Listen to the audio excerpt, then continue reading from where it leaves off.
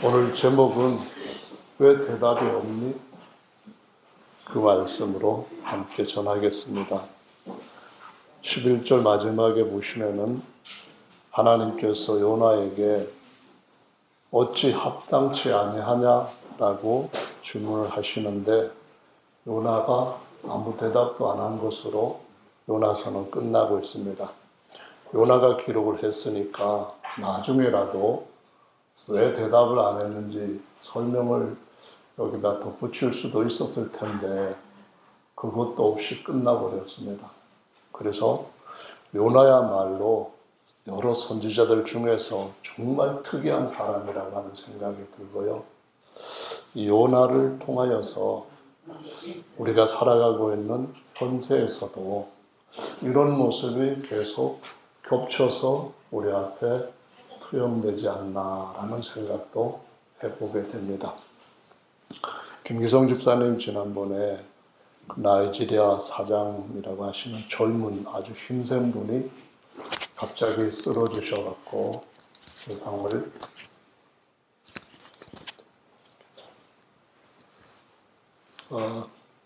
그만 떠나셨다고 하는 충격적인 얘기를 하셨는데요. 사실 인생이 무엇을 위하여서 열심히 살아야 되는가 하는 것을 다시 한번 생각해주는 사건이었다고 여겨집니다. 우리 모두 다 그런 느낌을 받았을 것이라고 생각이 되고요. 저는 아직까지 60이 넘었지만은 부자가 되보려고 노력을 해본 적이 없기 때문에 부자가 되려고 또는 최소한 돈을 얼마만큼은 노후를 위해서라도 준비하는 일을 열심히 해야 된다. 그렇게 하지 말고 주님을 더 열심히 믿고 살아라. 이런 설교를 제대로 하는 그런 적격자는 아니라고 생각이 됩니다. 어떤 분들은 목사님이 치열하게 실제로 삶의 현장에서 밤낮 일해 보셨어요? 그러지 않으면은 목사님 설교는 우리한테 와 닿지를 않아요. 그렇게 느끼는 분도 한두 분은 있으실 수 있다고 생각이 됩니다. 그 부분에 대해서는 저도 인정을 하고요. 하지만은 다른 사람들의 예를 통해서 정말 우리가 하나님 앞에서 올바로 사는 것이 무엇인가 하는 것을 좀 더 바르게 지혜를 갖고 우리 인생을 마지막까지 잘 채워가는 그 지혜로운 인생이 되면 좋겠다 하는 생각을 하게 되었고요. 그래서 오늘은 어떤 정령인에 대한 얘기를 먼저 간단하게 말씀을 드리고 시작하도록 하겠습니다. 이 사람의 얘기는 인구에 회자됐다. 지금도 회자되기를 바란다. 이런 식으로 소개한 사람의 글에서 발췌를 했는데요. 인구에 회자된다는 말이 무슨 의미인지 아시죠? 인자는 사람, 구자는 입구, 식구할 때 구자입니다. 밥 먹는 데 쓰는 그런 일을 중시하다 보니까 식구하면은 우리가 같이 밥을 먹는 가장 가까운 가족, 그런 의미를 갖는데요. 회자란 말은 사실은 회를 쳐서 먹을 때 이 고기를 회자로 표현을 하는 겁니다. 자자는 구울 자자인데, 구운 고기 자자인데 구워 먹는 거예요. 불판에다가 막 스테이크 막 해가지고 구워 먹거나. 그래서 인구에 회자된다 하는 말은 사람들 입에 정말 맛있는 음식, 그런 건데요. 과연 이것이 얼마나 맛있을지, 하나님의 말씀이 더 맛있을지 한번 들어보시기를 바랍니다. 2005년도 6월 12일에 미국 스탠퍼드 대학교에서 졸업식 축사를 한 사람이 있습니다. 이 사람이 누구냐 하면은 애플 컴퓨터의 창립자 스티브 잡스라는 사람입니다. 이 사람이 거기에서 축사를 하면서 세 가지 중요한 이야기를 했어요. 자기 인생을 돌아보면서 그러고 난 뒤에 6년을 채우지 못하고 56세에서 세상을 떠나게 되는데 그 병은 췌장암이라고 하는 것이었습니다. 참 육체라고 하는 것이 성경에서 너희 육체는 다 풀과 같다. 그래서 풀에 이것저것 엉키고 설쳐서 그렇게 지은 초막집에 살다가는 영혼이니까 참된 삶을 살기 위해서는 지혜를 얻어야 된다. 이 말씀을 하나님께서 초막을 입고 이 땅에 오셨을 때, 곧 임마누엘로 하시되 육체의 초막을 입고 창조주께서 오셨을 때, 그 오시기 전에 친녀한테 내 앞길을 좀 예비해 주라 하시고 그 말씀을 외치게 했던 것을 생각나게 합니다. 오늘 본문에도 보시면은 요나가 하룻밤 사이에 자라난 박농쿨을 보고 심히 기뻐했대요. 근데 요나가 하나님의 말씀을 듣고 요나 니느웨에 가서 말씀을 전했더니만 니느웨 사람들이 막 엄청난 회개를 하는 걸 보고 제가 1절을 읽었는데 심히 싫어하고 노하여 이렇게 표현을 하고 있습니다. 심히 싫어하고 아주 분노했다는 거죠. 그러면서 2절에 보면은 할 말이 참 많은 요나 같아요. 길게 2절에 나와 있는데요. 근데 박농쿨이 하루아침에 금방 벌레에 의해서 말라 죽게 되니까 그만 또 얼마나 화가 났는지 내가 화내고 성내는 것이 성을 내다가 죽을지라도 합당합니다. 이렇게 말을 합니다. 이런 선지자도 다 있어요.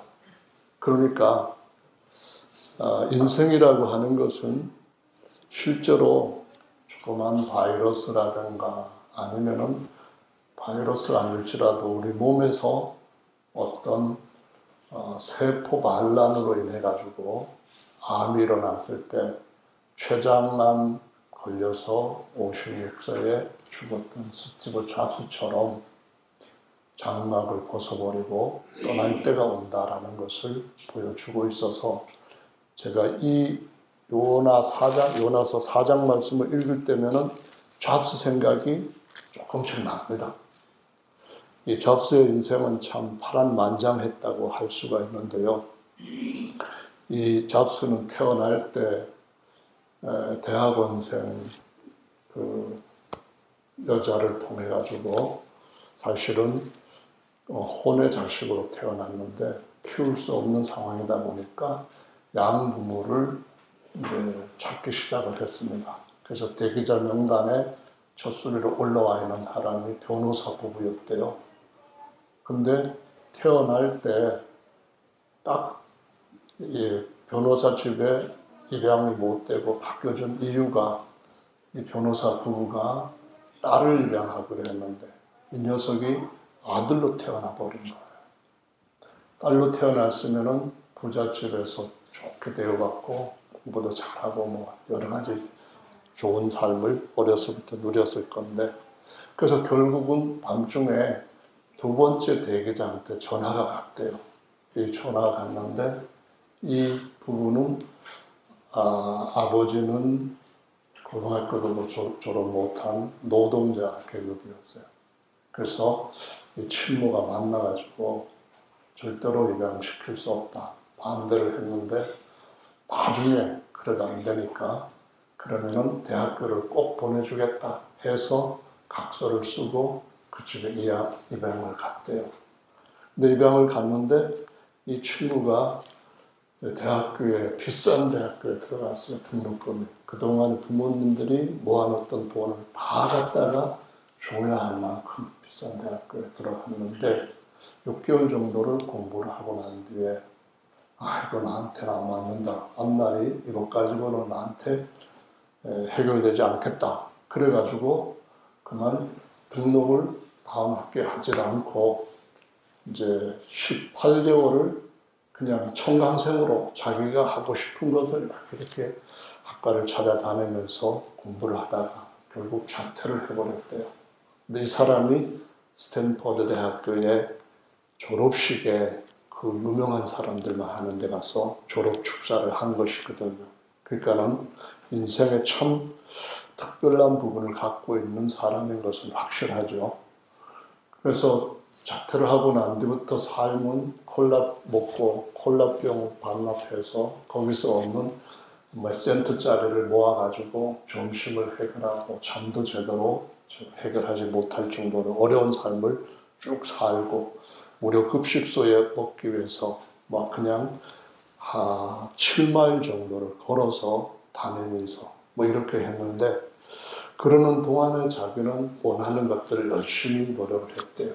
그래서 특별히 뭐 글자의 아름다운 필체 이런 것들에 대한 강의를 열심히 듣고 뭐 어쩌고 했다는데 이분의 첫 번째 인생에서 학생들한테 졸업식장에 학생들한테 했던 그 교훈 중에 하나가 뭐냐면은 인생의 전환점이 언젠가는 우리의 삶에 충분한 좋은 자양분이 된다. 뭐 이런 식의 강의를 하는 거예요.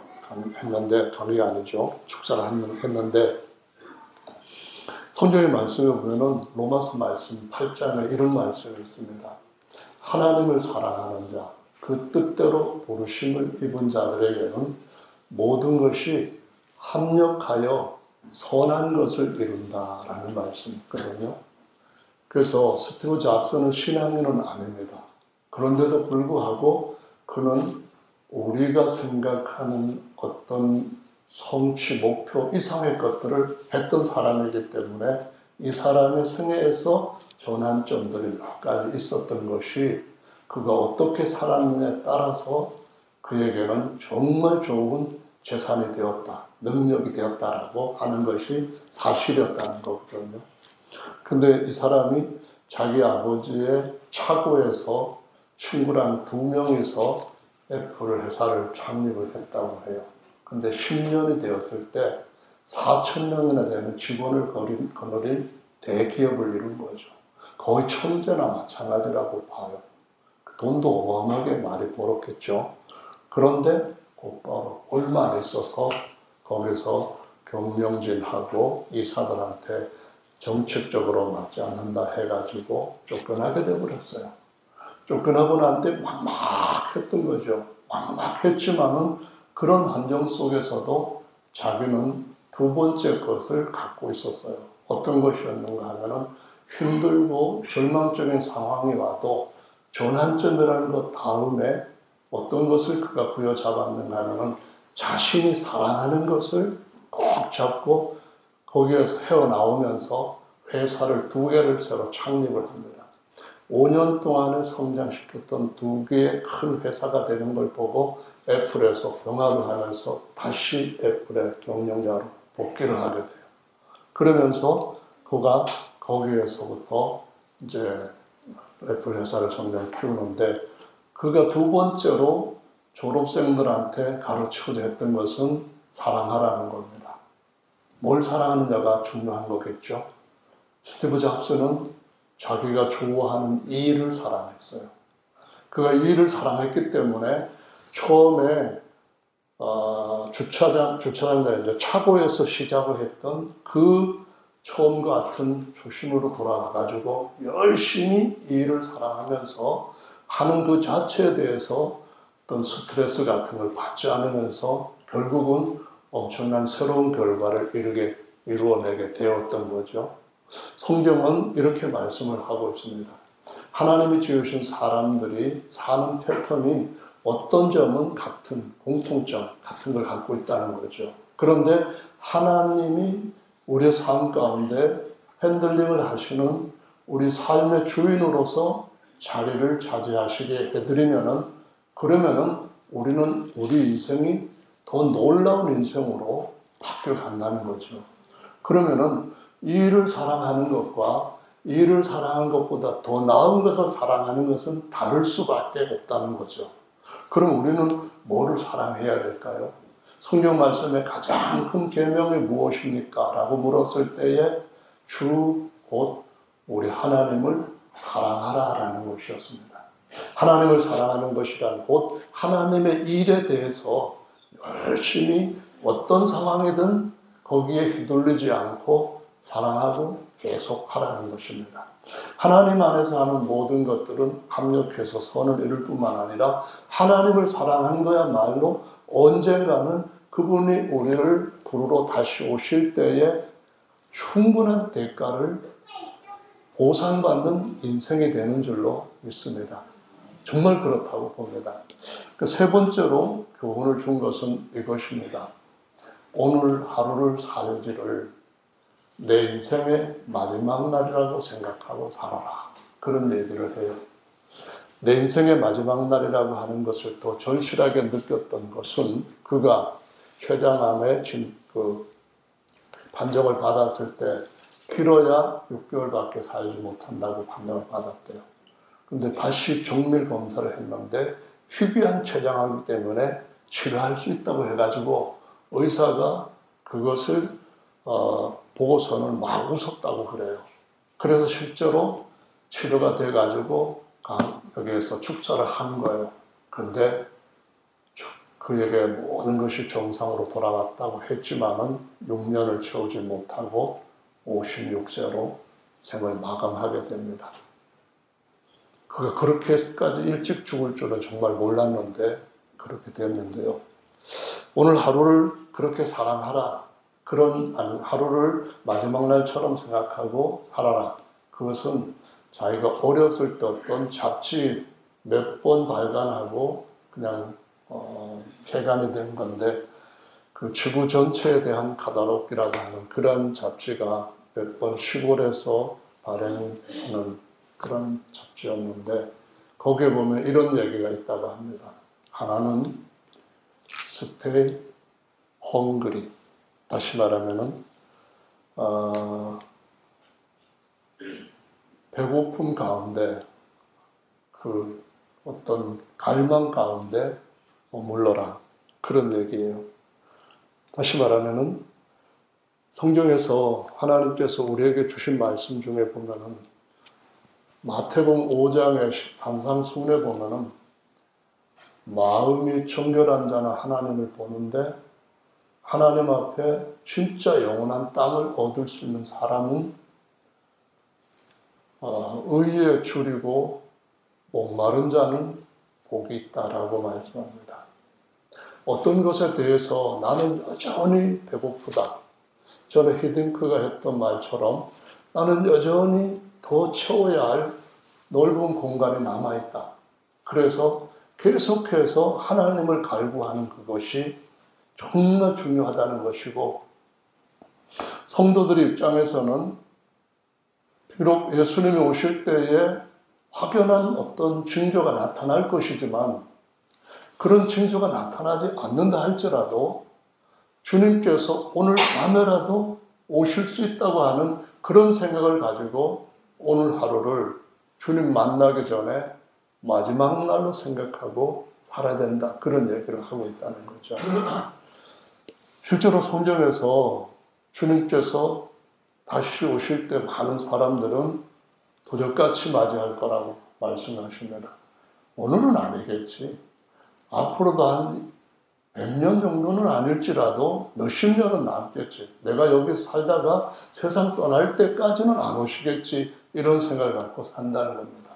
그러다 보니까 더 추구하려고 하는 것이 돈이나 명예나 육신적인 것, 세상적인 것에 꽂힐 수밖에 없는 그런 유혹에 떨어질 수 있다는 거죠. 그래서 헝그리 정신을 가져라는 말은 많은 사람들한테 오늘날도 자꾸 회자되고 있습니다. 그리고 또 하나 헝그리 정신 말고 한 가지가 뭐냐면은 stay foolish입니다. 그러니까 무슨 말이냐? 이것은 바보같이 거기에 머물러라는 겁니다. 그 무슨 얘기냐 하면은 세상에서 바보라고 여김을 받고 미쳤다라고 비난까지 받았던 사람이 있는데 바울이라는 사람입니다. 예수님께서 동정녀로 탄생했다. 그걸 믿으면 바보인 거죠. 천지 만물이 하나님에 의해서 지어졌다. 그걸 믿어도 바보인 거죠. 지식으로 알고 있지만 생활 가운데서 그것이 내 생활에 실제로 기반이 되는 삶을 사는 것은 다른 사람들이 볼 때 바보스럽고 멍한 사람처럼 보일 수밖에 없다는 거죠. 어떻게 거기에 열심을 내면 저 사람은 미쳤다고 할 정도로 이상하게 볼 수밖에 없는 거죠. 근데 스티브 잡스가 실제로 그렇게 살았다고 하면서 그것을 졸업생들 앞에, 그 유명한 대학교의 졸업생들 앞에, 자신은 대학교도 나오지 못한 사람이 가서 줘서 수많은 사람들이 그 얘기들을 오늘날도 이렇게 저렇게 회자하고 있다라고 말을 하고 있습니다. 저와 여러분들은 예수님께서 곧 오실 거라고 믿고 있는 사람들인 줄로 압니다. 그래서 스티브 잡스의 삶이 무엇이 중심이고 무엇이 목적이냐, 이것과는 다르지만은 사는 방식에 있어서나 살아가는 생활의 어떤 가치관 추구에 있어서는 같은 것들을 따르는 그 인생길에 살아가고 있다고 생각을 합니다. 주님께서 얼마나 우리의 삶 가운데 깊이 관여하실 수 있느냐, 이것이 우리가 어느 날 이 세상을 떠날 때, 그리고 주님 앞에 우리의 삶에 대한 전체적인 평가를 받게 될 때 완전히 달라지는 인생으로 그분 앞에 보상받는 것이 달라지게 될 줄로 믿습니다. 스티브 잡스가 죽을 때 재산이 약 70조였다고 합니다. 56세에 70조. 그것도 자수성가하면서 기적적인 일 아닙니까? 근데 여기 계시는 분들 중에 내 아들은 부자가 됐으면 좋겠다. 되면 좋죠. 근데 그 부자가 되어서 어떻게 살게 하려고 그 다음 계획은 있는 건가요? 내 아들이 아니라 내 아들까지 아니라 나부터 정말 엄청나게 성공한 삶으로 사람들한테 다 선망의 대상이 되는 삶을 살면 좋겠다. 그것이 진정한 가치 있는 인생이라고 여기시는 분은 안 계시죠. 오늘날 세계 최고 부자는 10대 서열을 정했을 때 한국의 이재용은 들어가지도 않습니다. 이재용 회장은 170 밑에 있습니다. 173위 뭐 이제 되는데, 일론 머스크라고 하는 그 요즘 뜨는 사람이 세계 최고 부자입니다. 약 370조나 되는 어마어마한 돈을 갖고 있습니다. 그래도 돈 벌려고 열심히 살고 있는데 나이도 지금 50대 초반밖에 안 되는 것 같아요. 그 사람의 인생과 우리 인생을 비교하면서 자괴감 같은 것을 느끼는 분은 혹시 계시지 않는가요? 그런 마음을 갖고 계신다면 다시 한번 요나서 4장을 조용히 기도하시면서 읽어보시기를 예수님의 이름으로 부탁을 드립니다. 요나서 1장, 2장, 3장 앞에 일어났던 일들 이후에 자기가 기대했던 것과 다른 일이 일어나는 걸 보고 요나는 심히 노하여 분내고 그냥 화를 하나님 앞에서 벌컥벌컥 내고 있는 것을 볼 수가 있습니다. 1장에서는 어떤 일이 일어났을까요? 요나는 본래 여로보암 2세 때에 북이스라엘에서 활동을 했던, 하나님 쓰셨던 그런 선지자였다고 말합니다. 그런데 북쪽 이스라엘을 가만히 살펴보니까 하나님이 북쪽 이스라엘에 대해서 계속 그러지 말아라, 이렇게 해라, 계속 그러면 안 돼, 이런 말씀들을 주시는 걸 보고 뭐를 했는가 하면은, 야, 하나님이 우리나라 심판하실 때가 돼가나 보다. 이건 정말 큰일 났네. 그러는데 어느 날 요나에게 하나님의 말씀이 임하였는데 니느웨로 가서 거기에서 40일 이후면은 하나님께서 이 성을 전부 다 무너지게 만들어버리고 초토화시킬 거라고 하셨다. 이것만 전하라는 거예요. 그래서 회개하면 살려주겠다. 이런 것들도 없는 상태로 그 말씀을 전하라고 한 거예요. 그래서 요나가 그 말을 듣고서는 니느웨를 하나님이 이스라엘을 치시려고 하는 몽둥이로 잡으시려고 하시는구나 한 걸 알았다는 거죠. 오늘 말씀에 보면은 요나가 대답을 한 말씀에 그것이 나옵니다.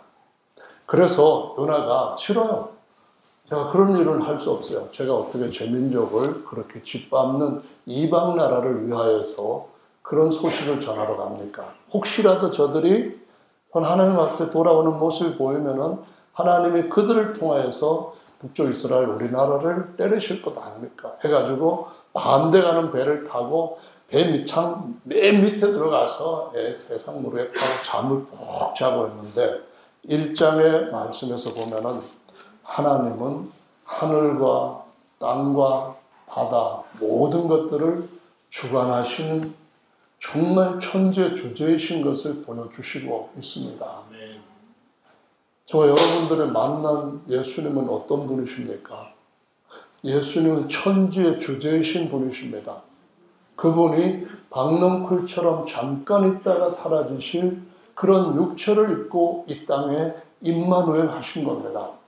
임마누엘이라고 하는 이사야 7장 14절의 말씀은 당시에 북쪽 이스라엘이 아람과 결합을 해가지고 남쪽 유다를 삼키기 위해서 호시탐탐 노리고 공격을 해왔는데 예루살렘은 하나님의 손에서 다윗 때문에 지켜주시는 은혜 안에서 함락되지 않은 그런 상태였습니다.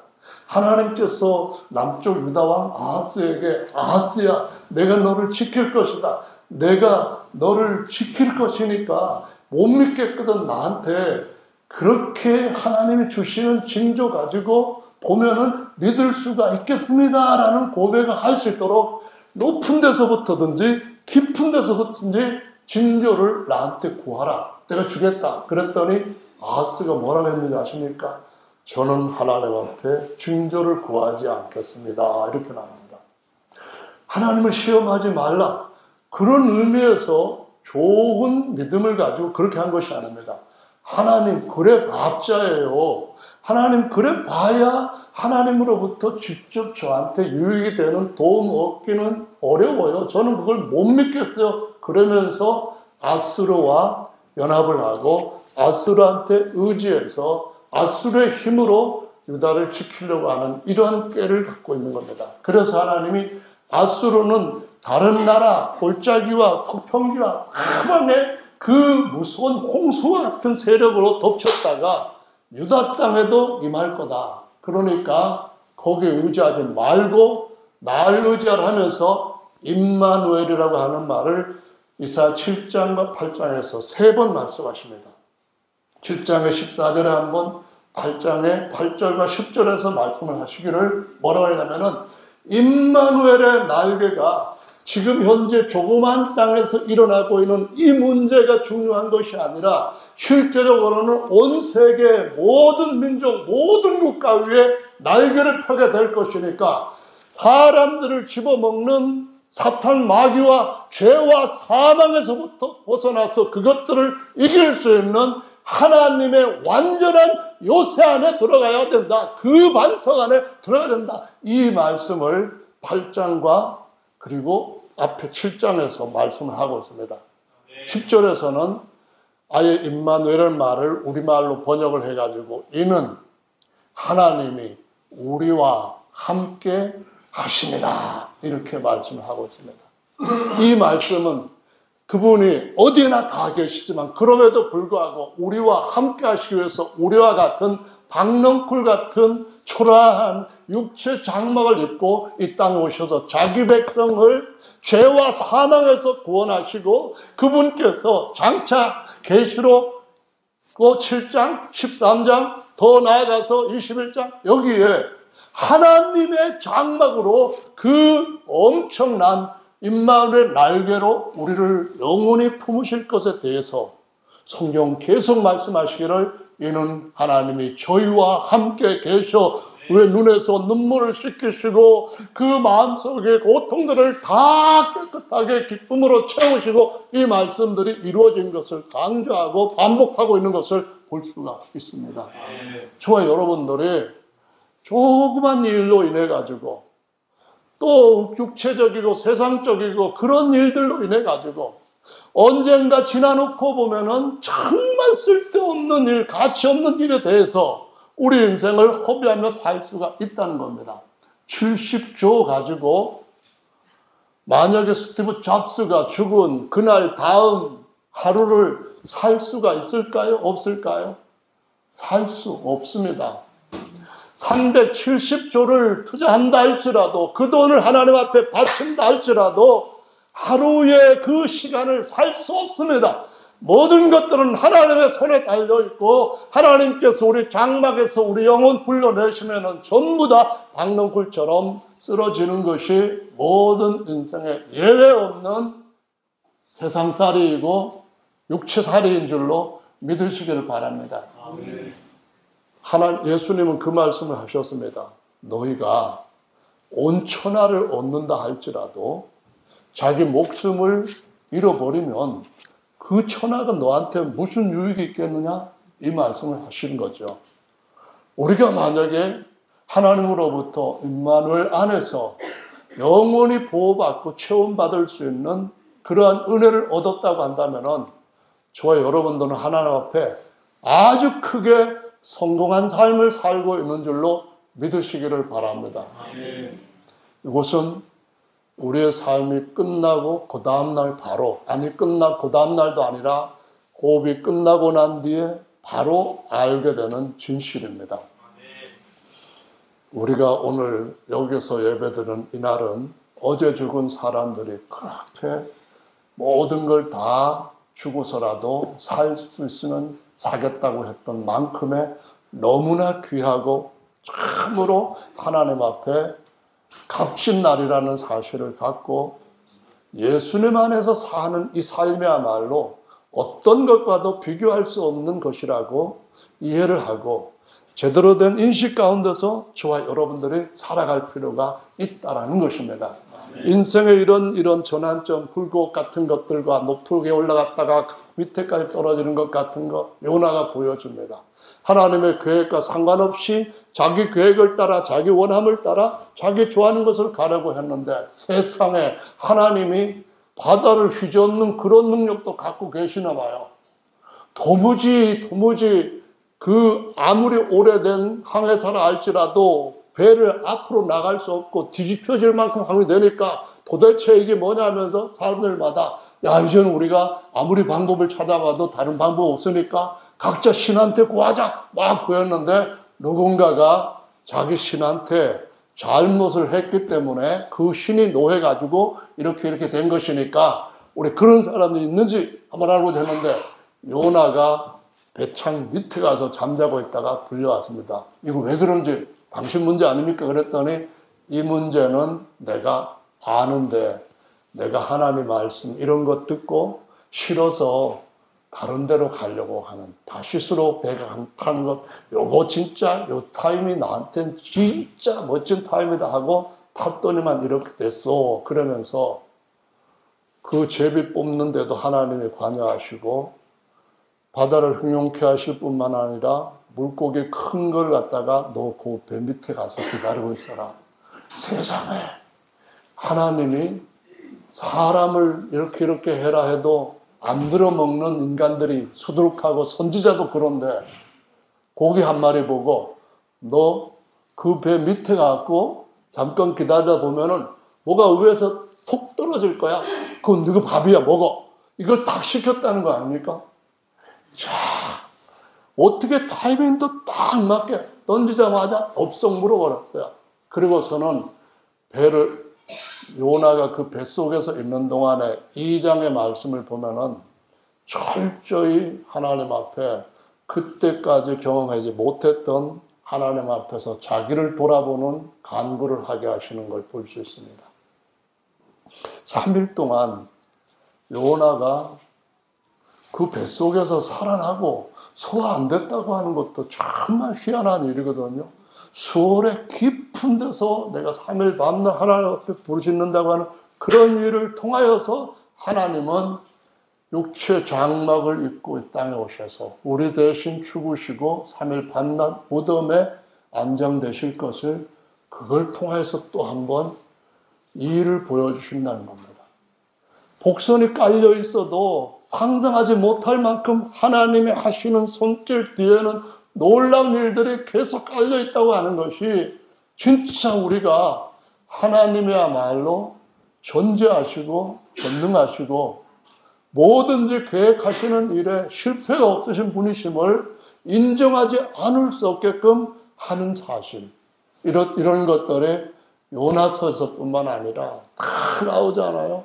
에스더 같이 고아가 어떻게 황후가 되게 하시는 일을 그렇게 드라마를 각본을 써도 그렇게까지 해갖고 진짜로 연출해가지고 실제 일로 일어나느냐?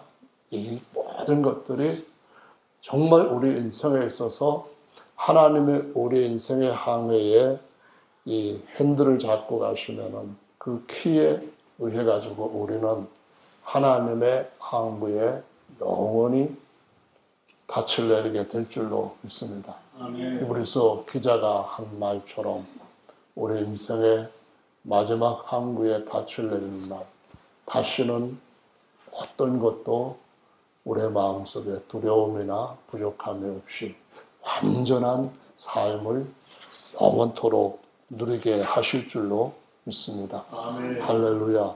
아멘. 원래 요나라고 하는 사람은요, 이름을 그 아버지가 비둘기라고 하는 이름으로 지어주신 건데, 히브리어로 비둘기가 요나인 거예요. 비둘기가 요나란 말은 성경에서 인류 역사에서 등장했던 비둘기가 어떤 것인가 하는 것을 요나한테도 인식시키고 요나의 말을 듣는 사람들한테도 인식을 시키는 거거든요. 성경 말씀에서 비둘기 할 때 제일 먼저 등장하는 때가 어느 때인지 아십니까?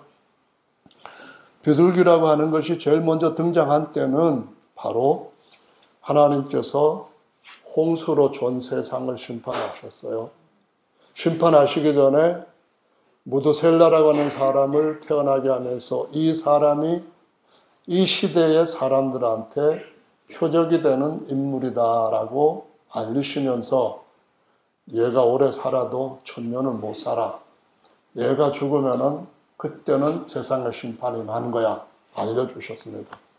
요나가 죽었을 때 온 세상에 홍수의 죽음이 보내져서 요나가 아니죠. 노아가 홍수 심판을 했을 때 8식구만이 살게 되는 그때에 무드셀라 한 번, 그 다음에 120년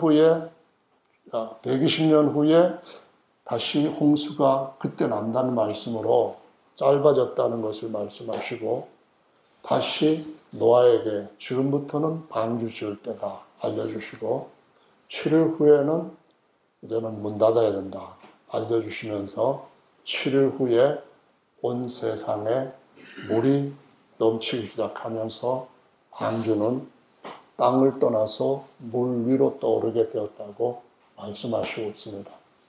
그때에 물이 빠져서 다시 노아의 가족들이 돌아오고 동물들이 돌아와야 될 땅이 어떤 상황이냐 보기 위해서 제일 먼저 창세기 8장 7절에 까마귀를 내보내고요. 돌아오지 않고 10절 후에 떠돌면서 먹고 삽니다. 하나님 다시 노아가 비둘기를 보내고 돌아오고 비둘기를 보내고 비둘기가 돌아오지 않았을 때 비둘기가 돌아왔을 때 입에 이 감람나무 잎사귀를 갖고 온 걸 보고 이번에 7일 후에는 보내면 되겠다. 돌아오질 않고 이제 우리가 땅으로 돌아갈 때가 되었다라고 알려주는 전령 역할을 했던 걸 볼 수가 있습니다. 신약시대의 노아는 예수님이 육체의 그 참 보잘것없는 박넝쿨 같은 몸으로 오셨지만은 하나님께서 그에게 침례원한테 침례를 받게 하실 때 비둘기같이 하나님의 영으로 충만하게 기름 부음 받는 자인 것을 그걸 가지고 나타냈습니다. 그리고 그 비둘기를 또 한 번 쓰셨는데 너희는 뱀처럼 지혜롭고 이거는 사탄 마귀의 지혜를 뛰어넘어라 이 말입니다. 하나님의 지혜로 사탄을 이겨라. 그리고 비둘기처럼 순전하라. 이 말씀을 하시는데 이것은 하나님의 성령에 항상 충만함으로 하나님의 지혜를 가지고 하나님의 거룩함으로 세상을 바꾸어 가라. 이럴 때 요나라는 이름을 쓰신 겁니다. 그래서 마태복음 16절 보면은 바요나 시모나 이럴 때 바는 아람어로 사실은 뭐냐면은 누구의 아들 그 말입니다. 히브리어로는 구약의 성경 히브리어로는 벤이라고 할 때 벤야민 하면은 야민의 아들 그런 뜻입니다. 오른손의 아들 이 말이에요. 근데 그것이 나중에 아람어 시대 때에는 벤이라는 단어가 바라고 하는 말로 나왔어요. 그래서 바요나라 했을 때 아람어식으로 요하나라고 하는 이 이름이 히읗이 떨어져 나가면서 그래서 요나라고 할 수도 있지만은 어떻게 보면은 요나라고 하는 이름의 뜻이 내력적으로 쭉 볼 때 하나님께서 좋은 소식을 전하게 하시는, 사람들에게 누구에게나 좋은 소식을 전하게 하시는 하나님의 사자로서의 살아가는 인생, 이런 것을 보고 우레 아들 하면은 엄청나게 그냥 불같은 성격을 갖고 있는 요한하고 야고보를 부르셨던 것처럼, 그리고 바나바 그러면은 바나바는 위로의 아들, 사랑하는 사람들한테 다 힘을 얻어주는 그런 나바의 아들을 해서 바를 붙였고, 바라바 하면은 아버지 대대로 나는 죄인이다, 그런 의미에서 또 바를 붙였던 것처럼 요나라고 하는 이 말은 여기에서 주님이 주시는 또 다른 교훈으로서는 너는 비둘기같이 좋은 소식 전하는 내 사람이 되라, 이런 의미가 된다고 할 수가 있는 겁니다. 2장에서 요나가 그렇게 하나님께 3일 3야를 그 썩어지는 여러 가지 것들 속에 가서 기도를 할 때 어떻게 기도했겠어요? 정말 감난산에서 기도하던 예수님 기도 못지않게 막 했을 것으로 여겨집니다. 뭐 지금 얼마 안 있으면 죽을 것입니다 하면서 절망한 것이 아니고, 2장 보면은 요나의 기도가 자기가 나갈 곳을 다 안 것 같아요. 마지막으로 이렇게 말합니다. 야훼께서 9절에 보면 2장 9절에 나는 감사하는 목소리로 주께 제사를 드리며 나의 서원을 주께 갚겠나이다. 구원은 야훼께로부터 말미암나이다. 기도가 이렇게 맞춰지고 있습니다. 기도가 하나님 제발 용서해 주세요 뭐 이런 것도 아니고 2장 1절부터 쭉 보시면은 이 기도가 성경 말씀을 따라서 쭉 하는 그런 기도예요. 그러니까 뱃속에 들어가 가지고 죽음이 가까울 때 사람들은 확 바뀌는 걸 볼 수가 있습니다. 며칠 전에 어젠가요? 우리 누구랑 만나서 얘기를 했는데 안락사에 대한 얘기를 했습니다. 너무 사는 게 힘드니까 차라리 편안하게 죽도록 약물에다가 그냥 편안히 잠자는 것처럼 느끼해서 죽게 만드는, 요걸 안락사라고 하는데요. 그러기 위해서는 어디로 가야 되냐면은 유럽으로 가야 됩니다. 독일로 가면은 안 받아줘요. 독일서도 안락사를 허락하는데 알아보니까 외국 사람은 안 된대요. 근데 2016년 독일에서는 한 3,200명 정도가 안락사를 받았더라고요. 그런데 스위스에 가면은 외국 사람도 받아준대요. 한국 사람도 2016년도에 17명이 가서 받았는데요. 비행기를 타고 가갖고 이렇게 병원에 입원하고 이런 거 다 해가지고 이제 죽게 되는데, 죽고 난 뒤에 그 다음은 편안해질까요?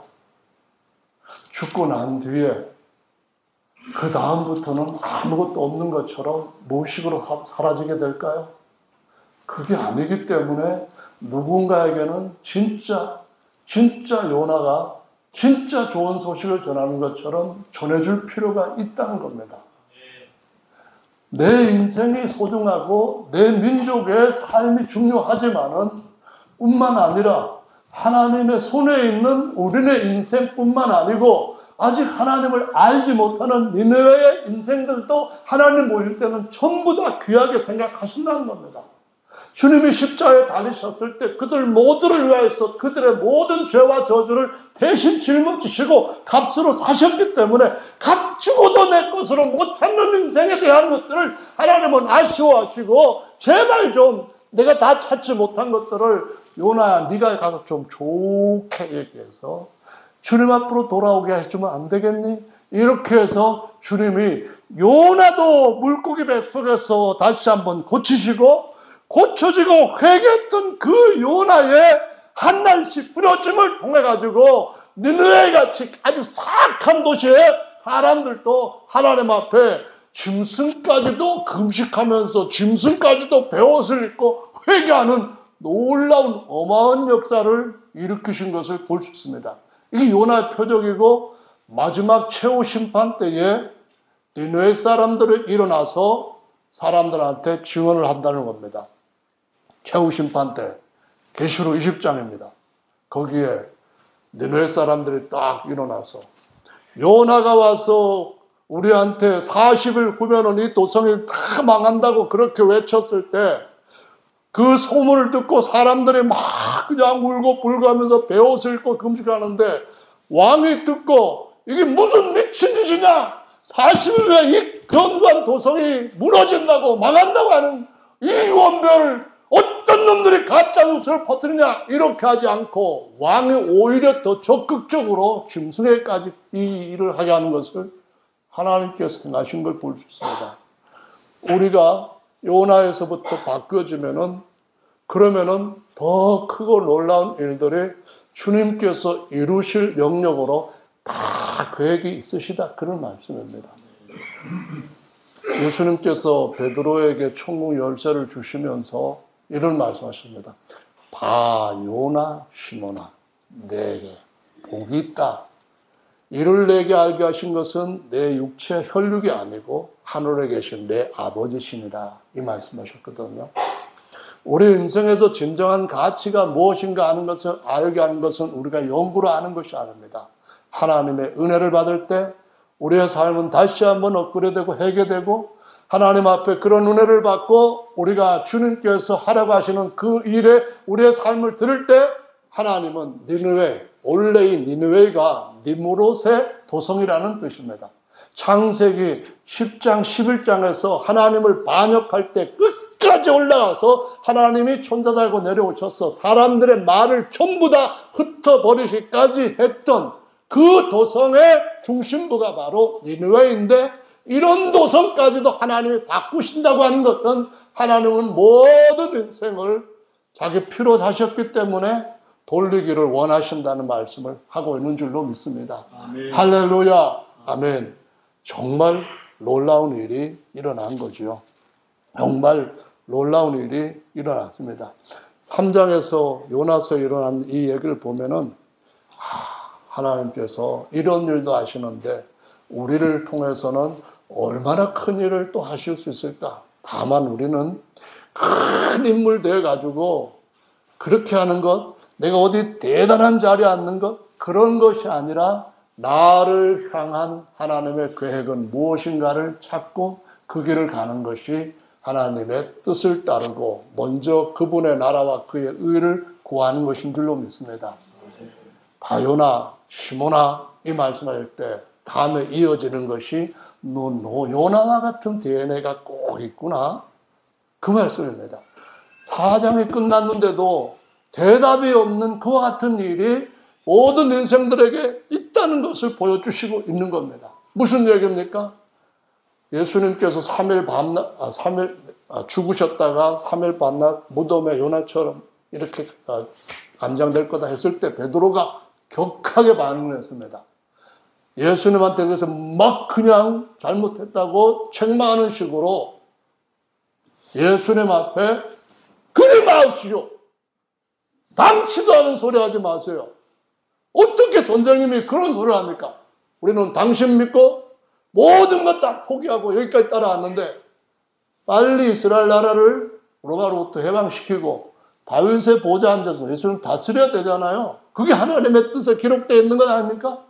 그럴 때 우리들도 그냥 수고하고 애썼으니까 여기 앉을 수 있게 되고 저는 뭐 꼭 큰 자리 원하는 건 아니지만 그래도 수고한 만큼은 주신다고 한 것 주시는 걸로 저는 기도합니다. 이렇게 나왔을 때 예수님께서 베드로에게 말씀하시기를 시몬아 네가 하나님의 일을 생각하지 않고 사람의 일을 생각하는구나 하시면서 사탄이라는 말로까지 격하게 그건 아니다 라고 말씀하시는 걸 볼 수 있습니다. 그래서 우리가 하나님 앞에 답을 해야 되는 것이 있습니다. 우리가 우리 자신이 자꾸 옛사람이 살고자 하면은 죽고 우리가 옛사람이 죽고 주님이 살게 하시기를 주님이 사시면 좋겠다 하는 그런 믿음으로 살면은 주님이 우리의 삶을 더욱더 우리가 생각한 것 이상의 놀라운 결실로 우리가 추수되게 해 주실 줄로 믿습니다. 아멘. 외국에서도 이순신 장군에 대해서 이제 유명해졌대요. 미국의 어떤 사람이 만화를 예수님에 대해서, 아니 예수님이 아니고 이순신에 대해서 했더니만 막 만화가 엄청나게 많이 팔리면서 대박이 났대요. 명량해전 거기에 이런 말이 있습니다. 살고자 하는 사람은 죽을 것이고 반드시 죽고자 하는 사람은 살 것이다. 필사즉생, 필생즉사. 이 이야기가 뭐 예수님께서 하신 말씀인데, 그러니까 마태복음 16장에 보면은 예수님께서 25절에 이런 말씀하셨어요. 누구든지 제 목숨을 구원코자 하면 잃을 것이요 누구든지 나를 위해서 제 목숨을 잃으면 찾으리라. 예수님이 하신 말씀을 이순신 장군이 왜 했냐고요. 이순신 장군이 원본이에요? 아니면 예수님이 원본이에요? 복사는 아니지만은 어쨌든 간에 이순신 장군은 참 착한 장군이 돼갖고 이런 말을 할 수 있었고, 많은 사람들한테 한국의 이순신은 참 대단한 사람이다 하고 박수 받는 사람이 됐습니다. 적어도 저와 여러분들은 하나님 나라에서 저 사람 때문에 내가 영원히 하나님의 유업을 얻게 되었다. 그렇게 해서 그때 그 전환점이 나한테, 그때 예수 믿고 힘들어서 이렇게 저렇게 흔들릴 수도 있었지만 옆에서 붙들어져 왔던 그 형제 자매, 그때 정말 나한테 주님의 영원한 소망에 대해서 차근차근 얘기해 주었던 그 형제, 정말 내게는 영원토록 영웅이다. 이렇게 할 수 있는 진정한 하나님의 평화를 전하는 비둘기 같은 저와 여러분들 되도록 예수님 앞에 답하십시다. 할렐루야. 주님 말씀이 맞습니다. 주님이 의로우십니다. 저는 이제 하나님의 의로 만족합니다. 이렇게 주님 앞에 우리의 삶을 맡기고 함께 예수님과 같이 하는 저와 여러분들 되시기를 바라면서 우리 찬송 한 장 주님 앞에 드리고 함께 기도하는 시간 갖겠습니다.